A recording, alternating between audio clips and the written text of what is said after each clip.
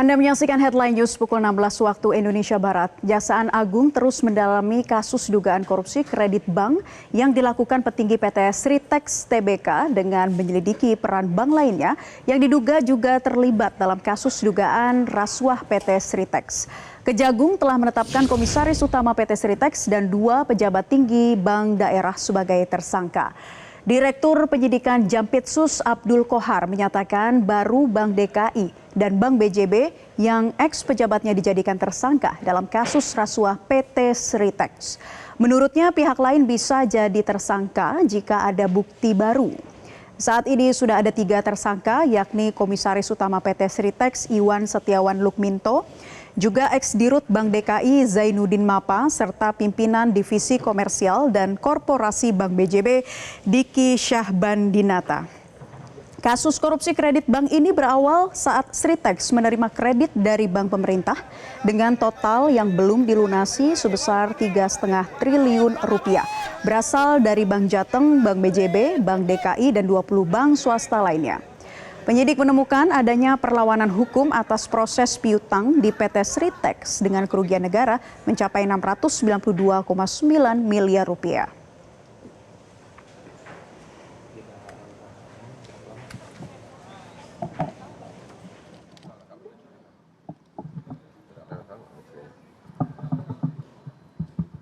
Pasca menetapkan 3 orang sebagai tersangka, Kejaksaan Agung terus mendalami dan mengumpulkan bukti terkait kasus korupsi kredit Bank PT Sritex.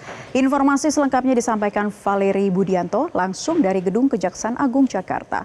Valeri, bagaimana perkembangan penyidikan kasus ini? Apakah ada saksi maupun tersangka baru yang akan ditetapkan?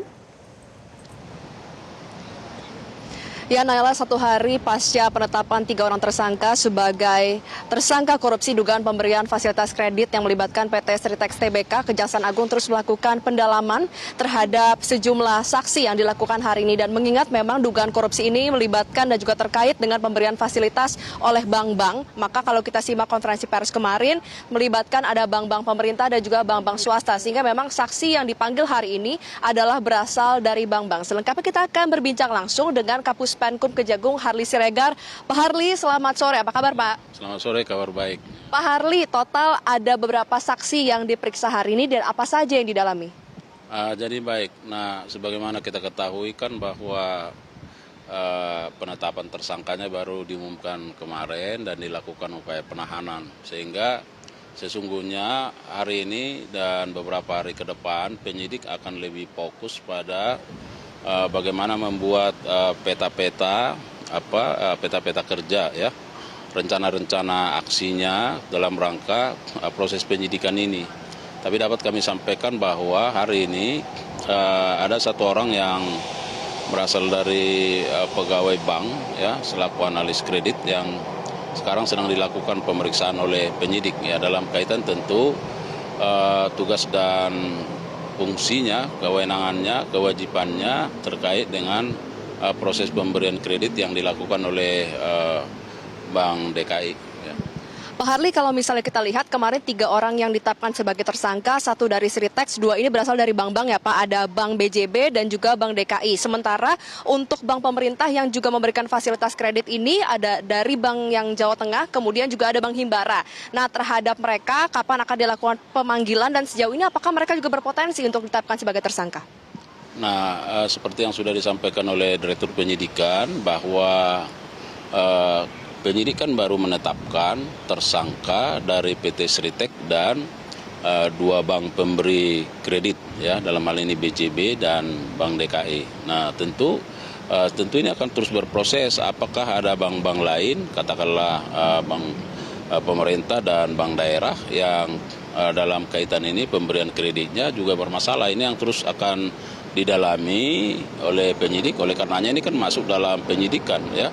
Tentu akan didalami, tetapi tentu penyidik saat ini juga harus fokus terhadap penyelesaian terhadap 3 tersangka dari Bank BJB dan Bank DKI serta Sritex. Nah, apakah misalnya nanti dalam perjalanannya ditemukan juga hal yang sama, modus yang sama, misalnya ya, apa yang dilakukan oleh bank pemerintah dan bank daerah lainnya terhadap PT Sritex. Nah, ini yang terus akan berkembang.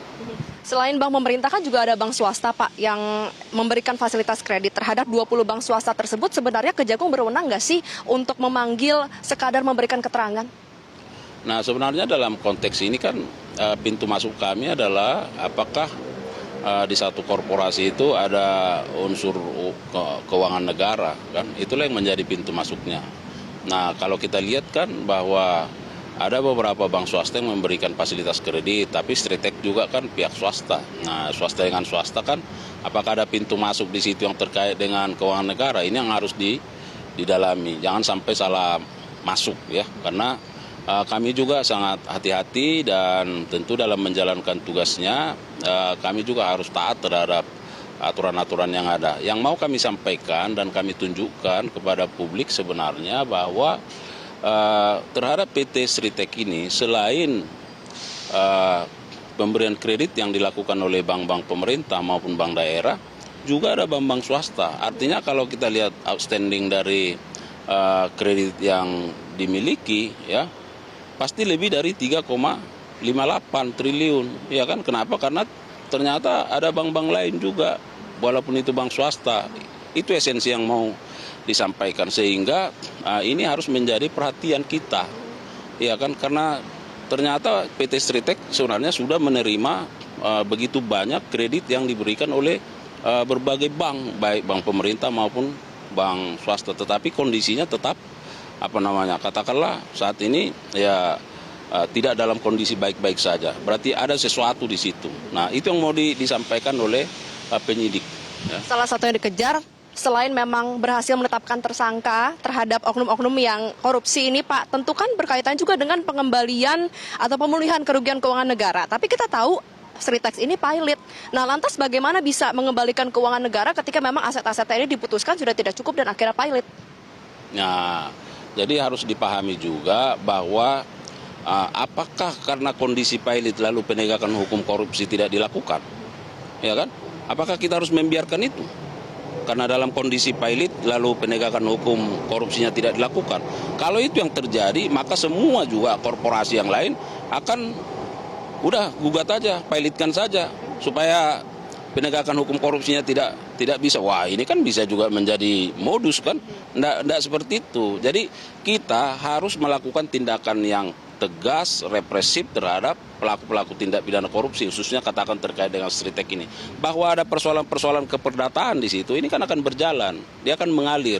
Kalau misalnya ada pihak-pihak pihak ketiga atau pihak manapun yang merasa bahwa ada hak-haknya yang harus dipulihkan, ya mekanisme sarana hukum itu ada juga, sarana keperdataan. Gugatan perdata berarti ya Pak? Silahkan, apapun bisa dilakukan, ya kan? Apa gugatan atau katakanlah perdamaian dan seterusnya. Tetapi yang mau kita sampaikan adalah jangan sampai karena persoalan-persoalan keperdataan, persoalan-persoalan kepailitan ini digunakan menjadi modus sehingga kita tidak masuk terhadap proses penegakan hukum yang korupsi. Wah, ini berbahaya, ya, berbahaya. Baik, terima kasih Kapus Penkum Kejagung Harli Siregar atas waktunya. Intinya adalah penegakan hukum yang digarisbawahi di sini, dan nanti untuk mekanisme pemulihan keuangan negara tentunya akan dikejar melalui mekanisme lainnya, misalnya melalui gugatan perdata. Kita akan sama-sama terus nantikan apakah kedepannya akan ada penetapan tersangka baru sehubungan dengan PT Stritek TBK ini. Sementara demikian, Naila, kembali ke Anda di studio. Terima kasih Valeri untuk laporan Anda, selamat bertugas kembali. Jelajahi cara baru mendapatkan informasi. Download Metro TV Extend sekarang.